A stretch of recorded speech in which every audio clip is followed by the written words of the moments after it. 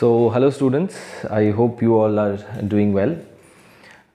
तो आज एक नया चैप्टर स्टार्ट करने जा रहे हैं हम लोग, that is units and dimensions, जो आप लोग बोर्ड में देख सकते हो। सो ये एकदम फिज़िक्स का जो है एकदम बेसिक सा चैप्टर है, ठीक है।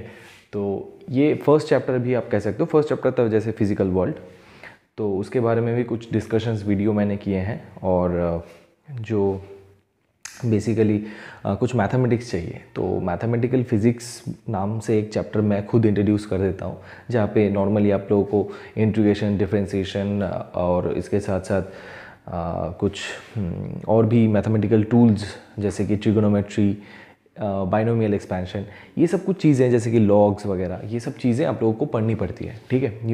You should study this things before so that you can learn advance physics, जो कि आप लोग क्लास 10 में जो पढ़ चुके हो, ठीक है। उससे अभी क्या हो रहा है, अभी थोड़ा ज़्यादा डीपर एक्सटेंट पे हम लोग जाएंगे क्लास 11-12 में।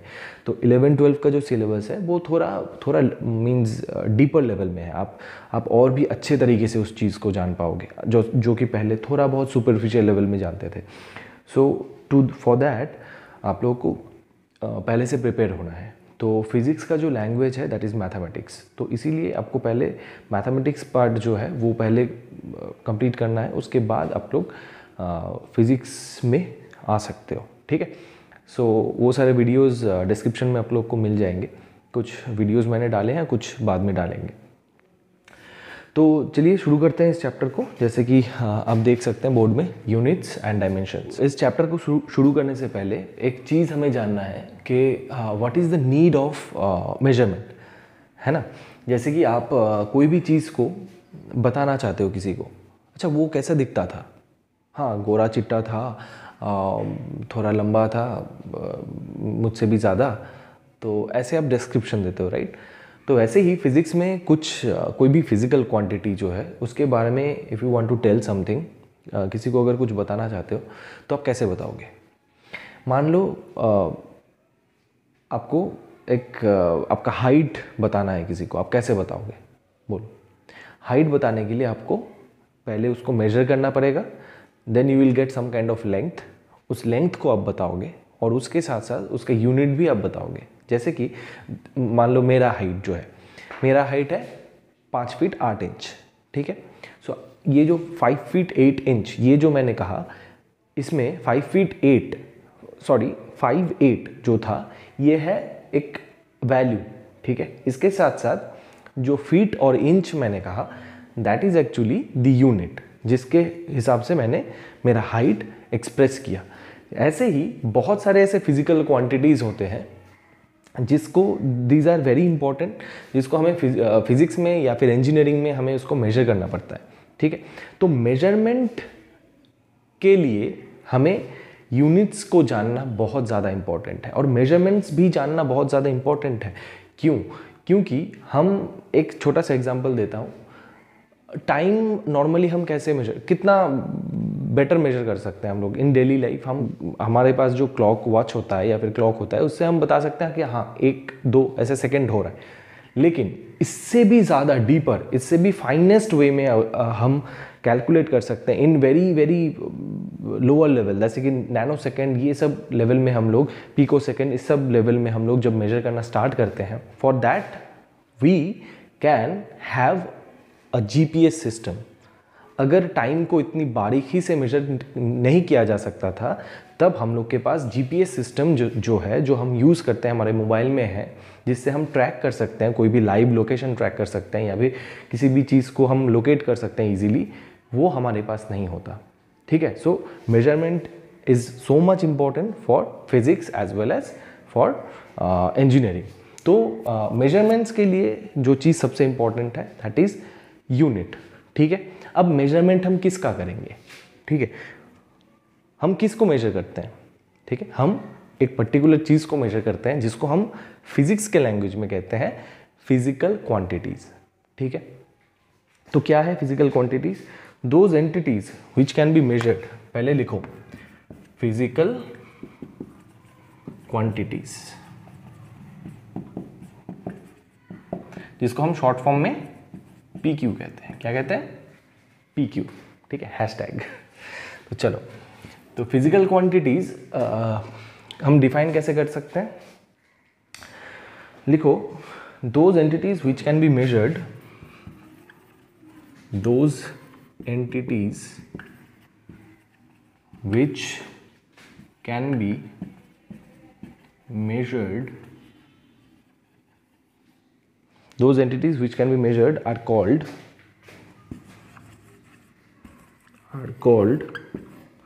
physical quantities. ठीक है, दिस इज द डेफिनेशन. ठीक से ध्यान से देखो, दोज एंटिटीज, एंटिटीज मतलब कुछ भी, anything, any substance, any parameter जिसको हम मेजर कर सकते हैं, उसको हम इन जनरल एंटिटीज, हम इसको एग्जांपल्स के थ्रू समझ सकते हैं. ठीक है, which can be measured are called physical quantities. ठीक है, अब एग्जाम्पल से समझते हैं इसको. ठीक है, मान लो आपको क्या करना है, आपको एक बहुत ही फनी सा एग्जाम्पल है. ये एग्जाम्पल मैं जो दे रहा हूँ ये इंस्पायर्ड है फ्रॉम एच.सी. वर्मा बुक. ठीक है, आप लोग जानते ही हो एच.सी. वर्मा के बारे में. इज़ एन एमिनेंट फिजिसिस्ट और मेरे लिए वो आइडल है. तो एच.सी. वर्मा की बुक में ही ये एग्जाम्पल है, उससे ही इंस्पायर्ड होकर मैं ये आपको दे रहा हूँ एग्जाम्पल. मान लो एक टाइगर है, एक जंगल है, जंगल में एक टाइगर है. जब छोटे थे इस टाइप के जो कहानियाँ होती थी आपको बहुत अच्छा लगता था, राइट. तो अभी और दूसरी कहानी आपको अच्छी लगती है ना. तो मान लो ऐसा एक जंगल है जहाँ पे एक शेर रहता है और एक हिरन रहता है. ठीक है, अब आपको क्या करना है, आपको पता है कि शेर का वेट ऑब्वियसली हिरन से ज़्यादा होता है. ठीक है, तो आपको क्या पता है, आप ये जानते हो कि शेर का जो वेट है वो हिरन के वेट से 10 टाइम्स है, 10 गुना है. ठीक है, शेर का वेट हिरन के वेट से 10 टाइम्स है.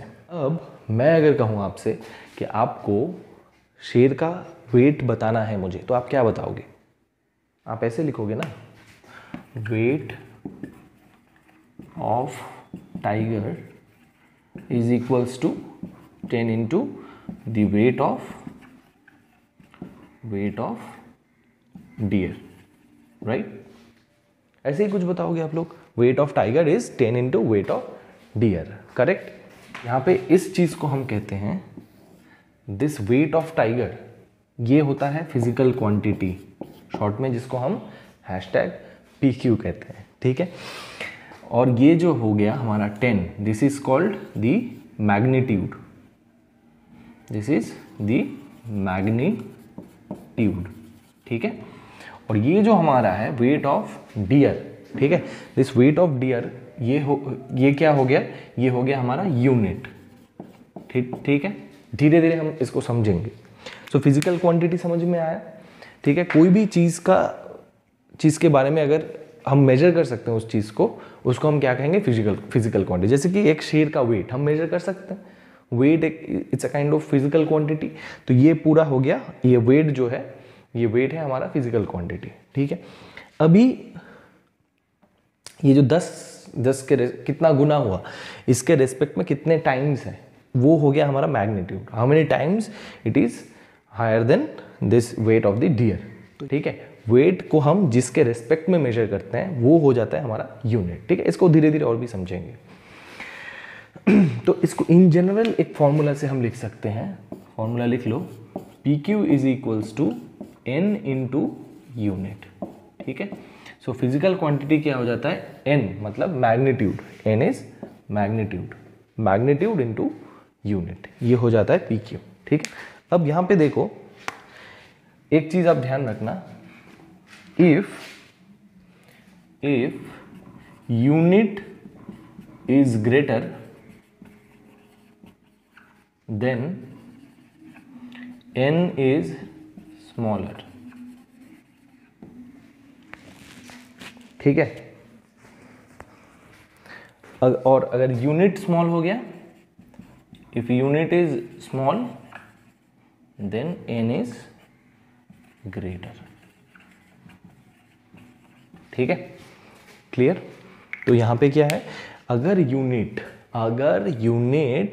ज़्यादा है, ठीक है, तो जो मैग्नीट्यूड हो जाएगा वो कम हो जाएगा, लेकिन अगर यूनिट कम है तो मैग्नीट्यूड क्या हो जाएगा, ज़्यादा हो जाएगा। कैसे समझे, एग्जाम्पल लेते हैं।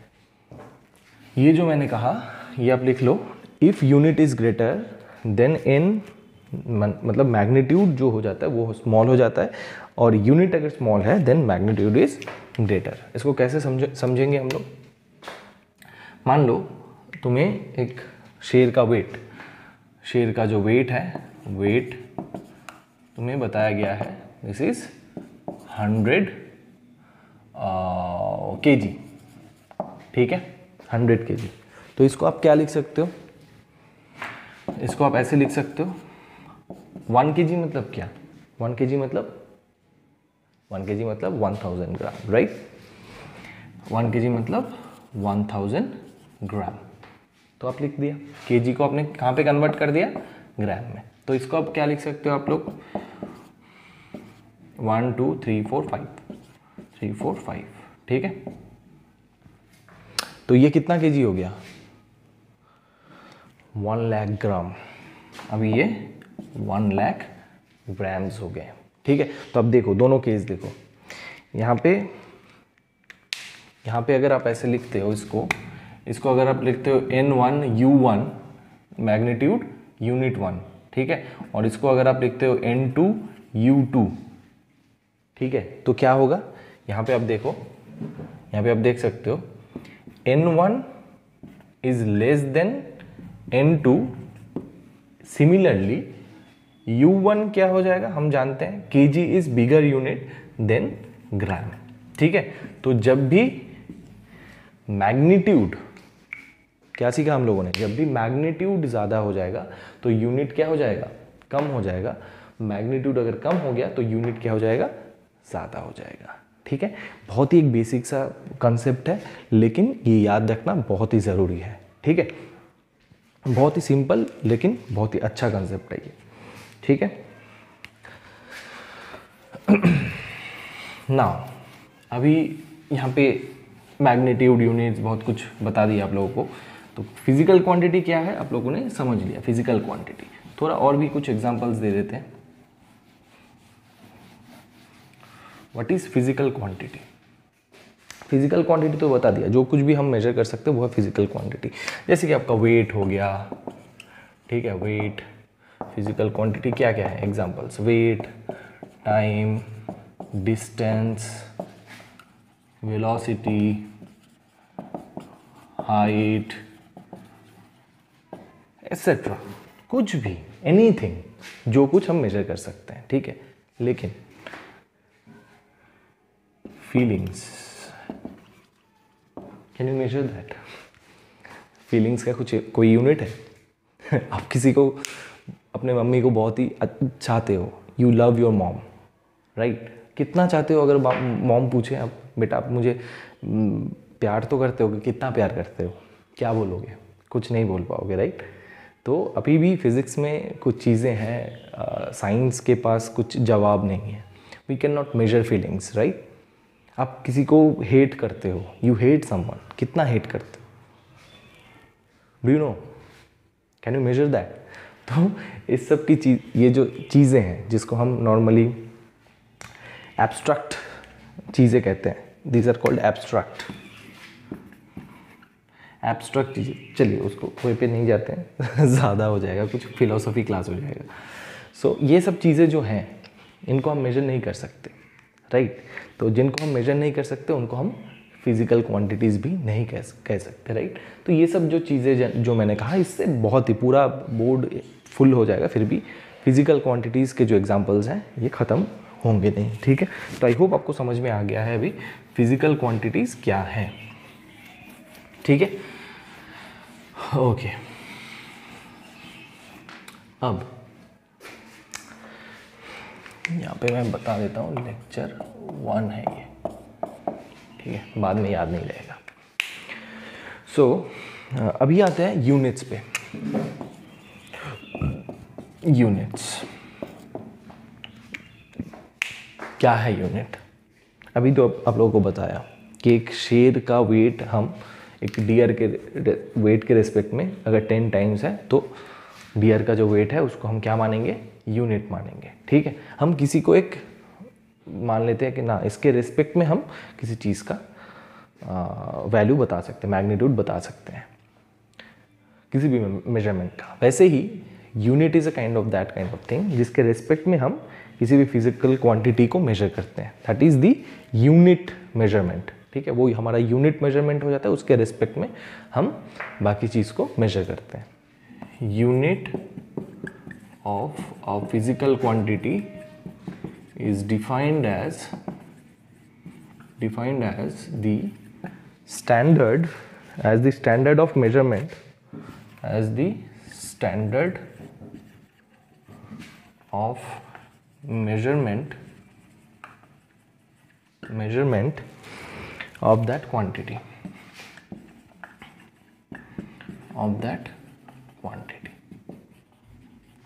ठीक है, चलो धीरे धीरे समझते हैं। Unit of a physical quantity is defined as the standard of measurement of that quantity। ठीक है, स्टैंडर्ड ऑफ मेजरमेंट कहा गया है इसे। तो यहाँ पे एक स्टैंडर्ड सेट किया जाता है। जैसे कि पहले वाला जो केस था हमारा हिरन का केस, वहाँ पे हिरन का जो वेट था वो हमारे लिए स्टैंडर्ड हम मान लिए थे। उसके रिस्पेक्ट में स्टैंडर्ड मेजरमेंट, उसका जो वेट था उसको हमने स्टैंडर्ड माना। अब उसके रिस्पेक्ट में हमने क्या किया, बाकी सब, जब आप हाथी का भी वेट बता सकते हो, ठीक है, अब कोई भी चीज़ का वेट आप उसके रिस्पेक्ट में बता सकते हो अभी। ठीक है, सो जिसके रिस्पेक्ट में जो स्टैंडर्ड ऑफ मेजरमेंट है हमारा, उसके रिस्पेक्ट में हम बाकी चीज़ों को बता सकते हैं, वेट को, या फिर कोई भी फिजिकल क्वांटिटी को एक्सप्रेस कर सकते हैं उसका मेजरमेंट को। तो वो हो जाता है हमारे लिए unit. Unit of a physical quantity is defined as the standard of measurement of that quantity. ठीक है, अभी क्या है, अभी आते हैं यूनिट्स। बहुत दो तरीके के स्पेशली होते हैं। ठीक है, यूनिट कितने तरीके के होते हैं, दो तरीके के। क्या क्या, एक हो गया फंडामेंटल और दूसरा हो गया हमारा डिराइव्ड। ठीक है, तो फंडामेंटल और डिराइव्ड यूनिट्स भी होते हैं, और यहाँ पे हम कोई भी फिजिकल क्वांटिटीज़ को भी फंडामेंटल और डिराइव्ड में डिवाइड कर सकते हैं। जैसे कि फिजिकल क्वांटिटीज़ भी फंडामेंटल फिजिकल क्वांटिटी होता है और डिराइव्ड फिजिकल क्वांटिटीज़ भी होते हैं। वैसे ही फिजिकल क्वांटिटीज़ के रेस्पेक्ट में यूनिट्स भी फंडामेंटल होते हैं और डिराइव्ड होते हैं। ठीक है, अब इसको समझेंगे कैसे, किस चीज़ को हम फंडामेंटल यूनिट कहेंगे और किसको हम डिराइव्ड यूनिट कहेंगे। How to distinguish between fundamental and derived unit, that is a big question. ठीक है, बहुत ही बेसिक है, कोई टेंशन नहीं है। फंडामेंटल है क्या, फंडामेंटल मतलब समझ में ही आ रहा है कि वो एकदम बेसिक कुछ होगा, ठीक है ना। और डिराइव्ड मतलब किसी से बना हुआ होगा, बनावट है उसमें, है ना। तो फंडामेंटल मतलब क्या है, देखो फंडामेंटल मतलब बेसिकली कुछ ऐसे फिजिकल क्वांटिटीज़ हैं, ठीक है, जो कि इंडिपेंडेंट है, वो किसी के ऊपर डिपेंड नहीं करेगा। ठीक है, मान लो आप लोगों को इंग्लिश सिखाया जा रहा है, ठीक है, you have to learn English. अब इंग्लिश में आपको पहले क्या सिखाया जाएगा, पहले अल्फ़ाबेट सिखाए जाएंगे, ठीक है। उससे आप क्या करोगे, अल्फ़ाबेट से आप क्या करोगे, एक वर्ड फॉर्म करोगे, है ना। तो आप अगर फंडामेंटल और डिराइव्ड का एनालॉजी लो, वहाँ पे आप अगर फंडामेंटल और डिराइव्ड यूनिट्स को समझना चाहते हो, फंडामेंटल और डिराइव्ड फिजिकल क्वांटिटी को आप अगर समझना चाहते हो विथ रिस्पेक्ट टू दैट, तो वहाँ पे अगर हम कंपेयर करें तो क्या होगा, हम जो वर्ड्स है ना, वर्ड्स किससे बनते हैं, वर्ड्स बनते हैं हमारे जो लेटर्स हैं उससे, अल्फ़ाबेट से। तो अल्फ़ाबेट को आप कंपेयर कर सकते हो फंडामेंटल यूनिट और फंडामेंटल फिजिकल क्वांटिटी के साथ, ठीक है। और अल्फ़ाबेट्स को हम डिफरेंट अरेंजमेंट करके हम क्या करते हैं, एक वर्ड बनाते हैं, ठीक है। तो वर्ड के साथ आप कंपेयर कर सकते हो डिराइव्ड यूनिट का, ठीक है। तो फंडामेंटल मतलब जो किसी के ऊपर डिपेंड नहीं करेगा, जो फिजिकल क्वांटिटीज़ किसी दूसरे फिजिकल क्वांटिटीज़ के ऊपर डिपेंड नहीं करेगा, तो this will be called as fundamental physical quantity. And उसके जो यूनिट्स होंगे वो हो जाएंगे फंडामेंटल यूनिट्स। सिमिलरली जो डिराइव्ड फिजिकल क्वांटिटीज़ होंगे वो क्या होंगे, वो इन फंडामेंटल फिजिकल क्वांटिटीज से ही बने हुए होंगे। ठीक है, सो ऑब्वियसली जो डिराइव्ड यूनिट्स होंगे वो भी फंडामेंटल यूनिट से ही बने हुए होंगे। जैसे कि एक अल्फ़ाबेट्स जो है दे आर इंडिपेंडेंट, ए लिखने के लिए आपको बी लिखने की ज़रूरत नहीं है, ठीक है ना। लेकिन आप अगर एप्पल लिखना चाहते हो, right, if you want to write apple, आप A B C D fundamental A B C D ये सब आप लिख सकते हो अप टू जेड। लेकिन डिराइव मतलब क्या, डिराइव मतलब एप्पल, ठीक है, एप्पल, चौक। यहाँ पे आप सभी में देखोगे अलग अलग अल्फ़ाबेट्स जुड़ के एक वर्ड फॉर्मेशन हुआ, तो उस वर्ड को हम डिराइव्ड यूनिट कह सकते हैं। और सिंगल जो अल्फ़ाबेट्स है उनको हम फंडामेंटल यूनिट्स और या फिर फंडामेंटल फिजिकल क्वांटिटीज़ कह सकते हैं। ठीक है, बस हो गया। तो ये है बेसिक आइडिया, एक आइडिया आप लोगों को दिया। अब थोड़ा एग्जांपल के थ्रू हम समझते हैं कि इसको कैसे हम समझ सकते हैं। अब फंडामेंटल जो फिजिकल क्वांटिटी है, फंडामेंटल क्वांटिटीज़ क्या है, फर्स्ट एकदम सबसे फंडामेंटल, फर्स्ट लिखो मास। ठीक है, फर्स्ट हो गया हमारे पास मास। ठीक,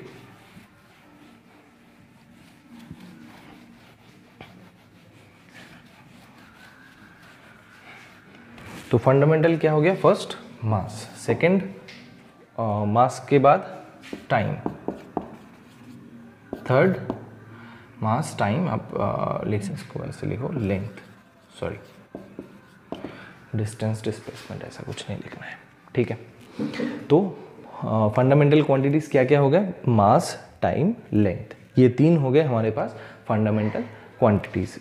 इसी के रेस्पेक्ट में फंडामेंटल यूनिट्स आएंगे। मास का क्या हो जाएगा, मास का हो जाएगा, आप फंडामेंटल यूनिट लिखो ग्राम, ठीक है, आप जी से रिप्रेजेंट कर सकते हो। टाइम का हो जाएगा सेकंड, और लेंथ का हो जाएगा मीटर।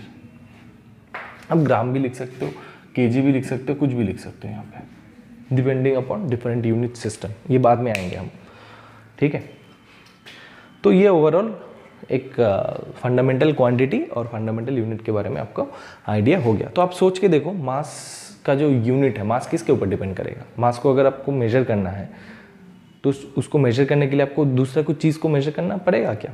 मास अब डायरेक्टली एक दूसरा मास लोगे, उसके कंपैरिजन में, फिर से गिर गया यार, तो मास लोगे, एक दूसरा मास लोगे, दोनों का कंपैरिजन करोगे, जब दोनों इक्वल हो जाएंगे, जैसे दुकान में होता है ना, आप खरीदने जाते हो, मम्मी भेजती है आपको, बेटा जाओ आलू लेके आओ 1 kg, तो अब क्या होता है, आलू एक में आलू होता है और दूसरा उनका हिसाब से वेट देते हैं, जो कि स्टैंडर्डाइज वेट है।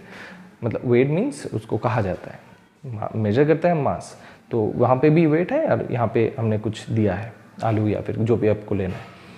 तो दोनों का जब बैलेंस हो जाता है तब हम समझते हैं हाँ आलू का वेट और वहाँ पे 1 kg लिखा है तो दोनों सेम है, तो 1 kg आलू मिल गया हमें, उसको लेकर घर आ जाते हैं। तो मास मेजर करने के लिए हमें दूसरा कुछ मेजर करने की ज़रूरत नहीं है। लेकिन अगर मैं आपको कहूँ कि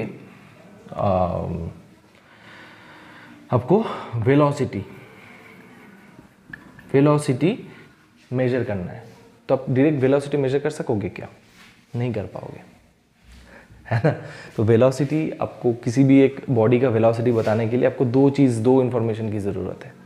क्या क्या, यहाँ पे आपको जानना है कितना डिस्टेंस कवर कर रहा है वो, ठीक है, उसके साथ साथ जानना है कितने टाइम में कवर कर रहा है। तो डिस्टेंस और टाइम, तो डिस्टेंस बेसिकली क्या है, एक लेंथ है ना, ठीक है। तो डिस्टेंस और टाइम, ये दोनों चीज़ you have to know about it, ठीक है। डिस्टेंस टाइम अगर आप जानते हो, then only you can say that what is the velocity of that body. Is it clear, ठीक है। तो वेलोसिटी जो है, वेलोसिटी किसके ऊपर डिपेंड कर रहा है, if you want to measure the velocity, उसका मेजरमेंट डिस्टेंस के मेजरमेंट पे डिपेंड कर रहा है, टाइम के मेजरमेंट पे डिपेंड कर रहा है। Clear, so that's why velocity will be called as the derived physical quantity, और इसका जो यूनिट होगा वो हो जाएगा एक डिराइव्ड यूनिट। क्या हो जाएगा, डिस्टेंस, लेंथ है बेसिकली, लेंथ किससे हम मेजर करते हैं, 1 मीटर, यहाँ पे लिखा है, ठीक है। और टाइम क्या है, टाइम 1 सेकेंड, तो ये हो जाएगा 1 मीटर पर सेकेंड। मैंने लिया एक एग्जांपल लिया कि एक बॉडी 1 मीटर जा रहा है 1 सेकेंड में, तो उसका क्या हो जाएगा वेलोसिटी 1 मीटर पर सेकेंड। तो ये जो मीटर पर सेकेंड हुआ this is called derived unit, ठीक है। और ये जो वेलोसिटी हो गया ये क्या हो गया, एक डिराइव्ड क्वांटिटी, ठीक है। अभी धीरे धीरे आपको शायद समझ में आ रहा है ना। चलो डेफिनेशंस लिख लेते हैं फंडामेंटल क्वांटिटी यूनिट और डिराइव्ड यूनिट की, ठीक है।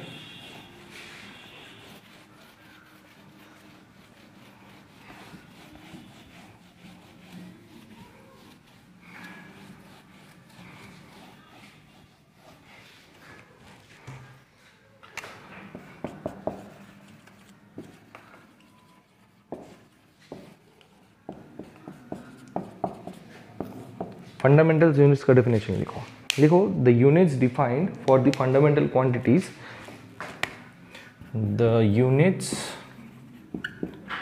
Defined for the fundamental quantities are called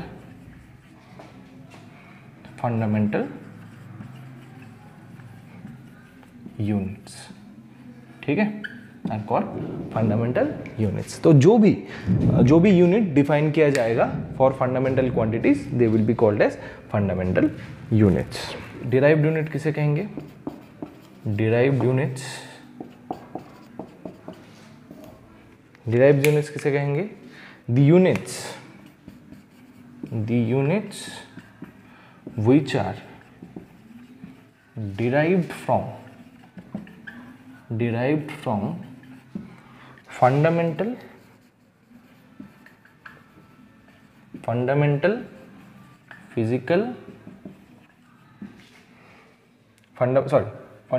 units derived from fundamental units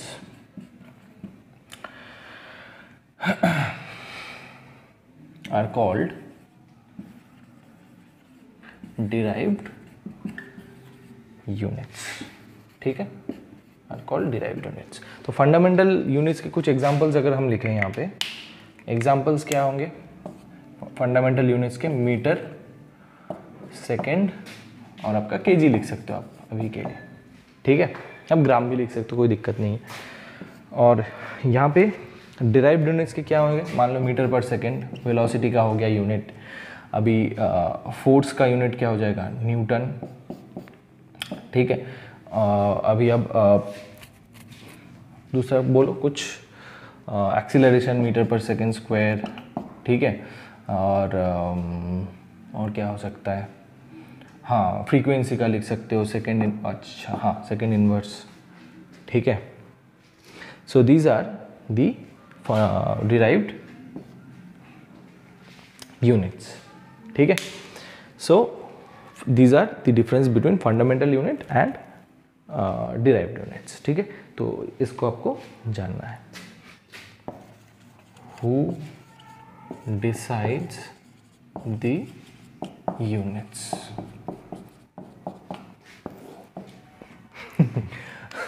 बहुत ही सिंपल क्वेश्चन है लेकिन बहुत ही मज़ेदार क्वेश्चन है। क्या है ये जो यूनिट्स है ना, ये जो यूनिट्स है ये कौन डिसाइड करेगा। कुछ देर पहले ही हम लोगों ने एक एग्जांपल लिया था, एक शेर का जो वेट है वो कितना है, 10 times the wait of the हिरन, ठीक है। अभी आप कौन से हिरन के बारे में बात कर रहे हो, ठीक है। आपके पास एक हिरन है, मेरे पास एक हिरन है, दोनों का वेट डिफरेंट है, तो किसका माना जाएगा। वो आज से बहुत साल पहले, ठीक है, शायद 300-400 साल पहले, डेट्स में याद नहीं रह सकता हिस्ट्री का, ठीक है, बहुत कॉम्प्लिकेटेड है। तो बहुत साल पहले जब ब्रिटिशर्स रूल करते थे वर्ल्ड पे, वैसे ही उनका कॉलोनी था, वैसे ही फ्रेंच जो लोग थे उनका भी कॉलोनाइजेशन हुआ था वर्ल्ड में, ठीक है। बहुत जगह पे वो लोग बिजनेस करने जाते थे और उस जगह को एक्वायर कर लेते थे, ठीक है। अब उस टाइम पे ब्रिटिशर्स क्या करते थे, ब्रिटिशर्स मेजर करते थे डिफरेंट टाइप्स ऑफ यूनिट से, ठीक है।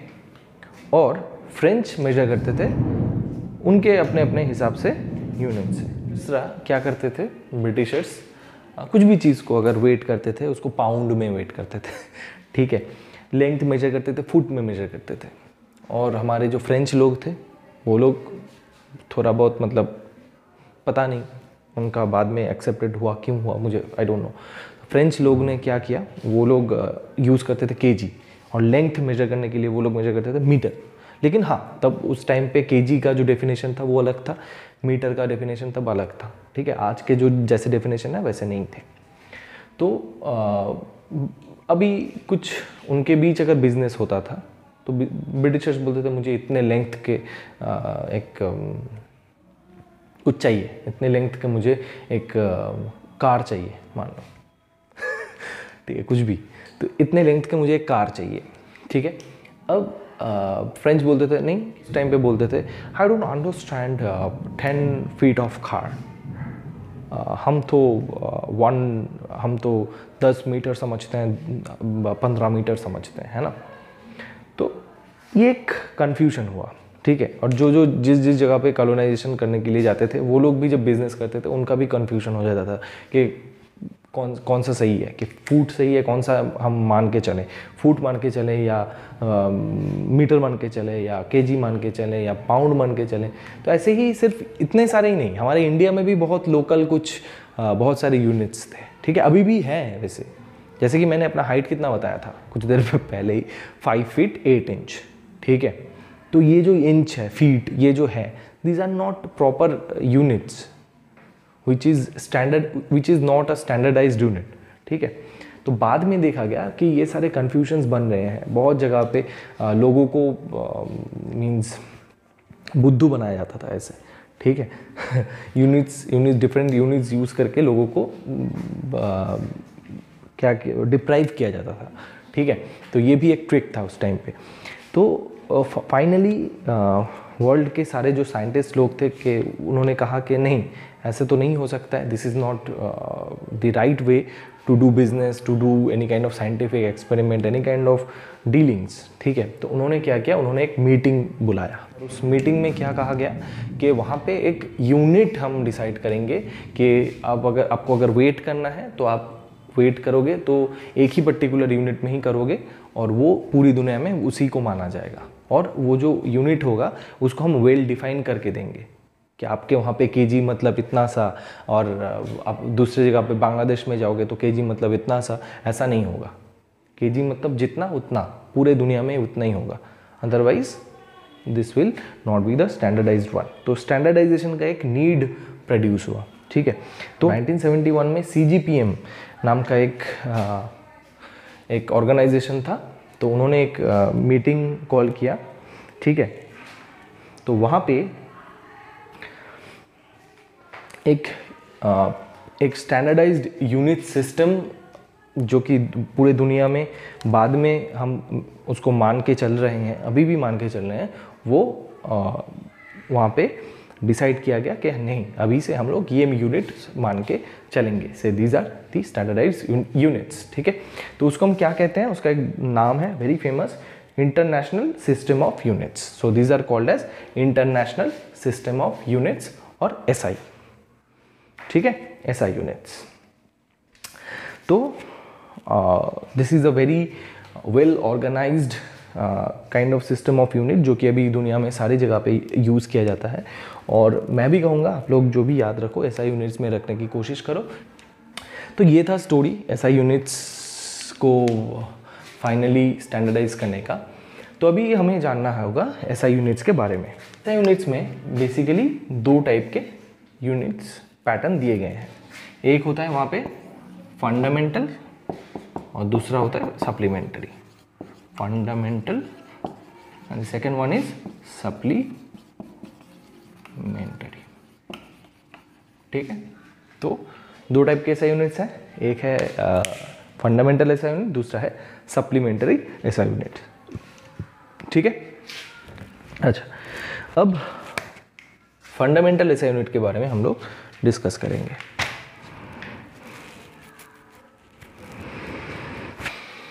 इसको फंडामेंटल और बेस यूनिट भी कहा जाता है, ठीक है।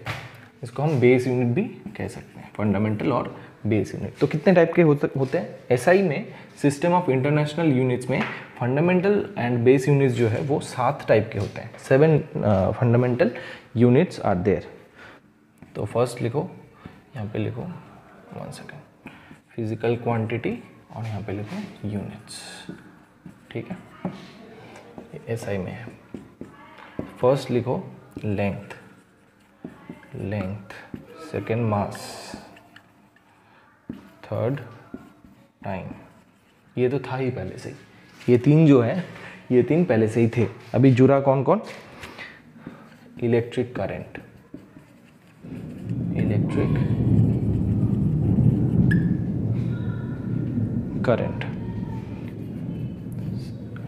Next thermodynamic temperature,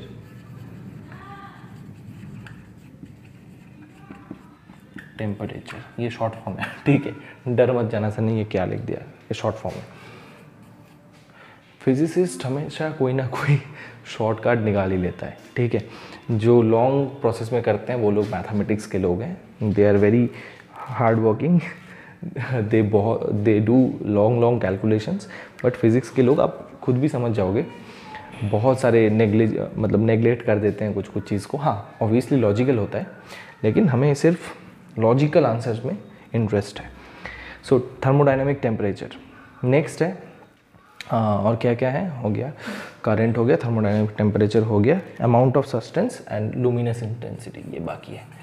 amount of substance and 7 number है लुमिनस इंटेंसिटी, ठीक है। तो इनके सारे अभी एग्जांपल यूनिट्स जो है वो लिखना है हमें। सो लेंथ का यूनिट क्या है एसआई में? मीटर, ठीक है, मीटर। अच्छा यहाँ पे और एक चीज़ बना लेना, दैट इज सिंबल, ठीक है। तो लेंथ का है metre, next is kilogram, time का है सेकंड, अभी इलेक्ट्रिक करंट का है एम्पियर, थर्मोडायनामिक टेम्परेचर का है केल्विन। यहाँ पे अमाउंट ऑफ सब्सटेंस का होगा मोल, लुमिनस इंटेंसिटी का होगा कैंडेला, ठीक है, कैंडेला। तो यहाँ पे मीटर का है स्मॉल m सिंबल, किलोग्राम का है kg, सेकंड का है s, एम्पियर का है a, एम्पियर के फर्स्ट नेम से, because ampere is the name of a scientist, ठीक है। तो हमेशा साइंटिस्ट के नेम जो होते हैं वो कैपिटल लेटर में होते हैं। This is the SI units के जो कुछ रूल्स हैं उनमें से ये एक है, ठीक है। Next kelvin is also the name of scientist, so capital के हमेशा याद रखना। मोल में सिर्फ MOL और कैंडेला में CD, that is also in small, ठीक है। Next is supplementary